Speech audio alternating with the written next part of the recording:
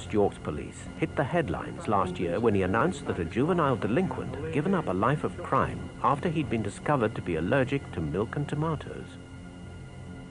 It seems everybody has a favourite cause for crime.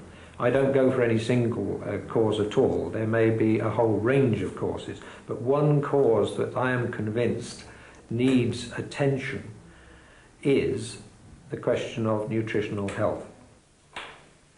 It's been known for years that a proportion of children with behaviour problems go on to commit crimes, and Superintendent Bennett wanted to see how many more of the young offenders in his area might be allergic to food. Kids like Dale, a persistent offender. That's it. Just hold it there. And 9-year-old Wayne, a young vandal who has already caused over £30,000 worth of criminal damage.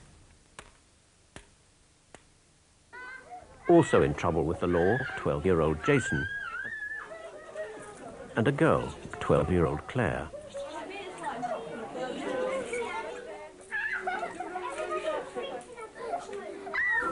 In all, 8 children were found whose parents agreed to a unique experiment.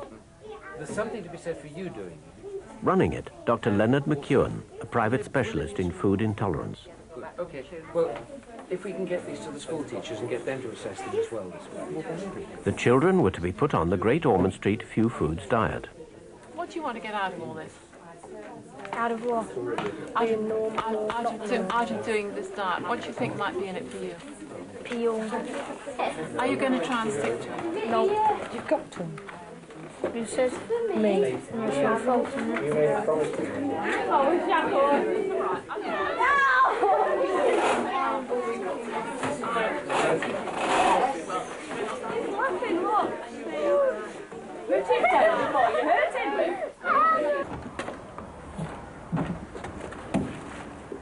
Because the Few Foods diet is so complicated and restrictive, it's only done under medical supervision.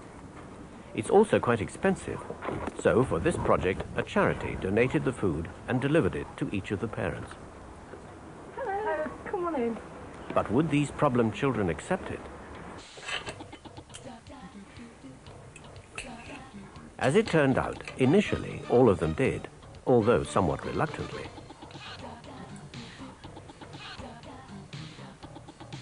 They were asked to continue the diet for 3 weeks and then assemble again to check progress.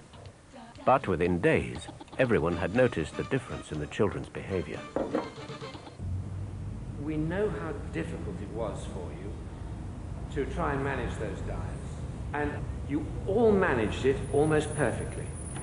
If you could see yourself sitting there, all quiet, compared with how long you could sit still last time we saw you, it is quite amazing. The improvement in each child surprised and delighted their parents. I called him the monster, didn't I? And then as he got better, I called him the little angel, which is saying something. But it's true. It was true. I really didn't believe that it were going to do any good. Nothing else we tried had, and I really couldn't see this making that much difference. You know, it's... She's like a completely different person. Everything about her is just completely different. If I hadn't have seen it in my own daughter, I'd never have believed it could be done just by changing the food that she ate.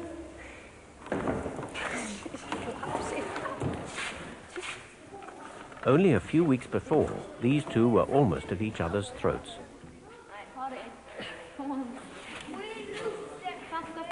But how have the police seen the difference? We found, with the introduction of the dietary changes, some dramatic improvements in behaviour.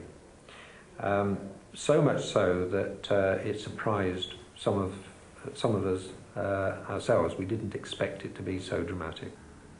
The police records initially showed a marked drop in offences, but by last month, 3 of the children had reverted to crime. They had also abandoned the diet. For the rest, the improvement has been maintained.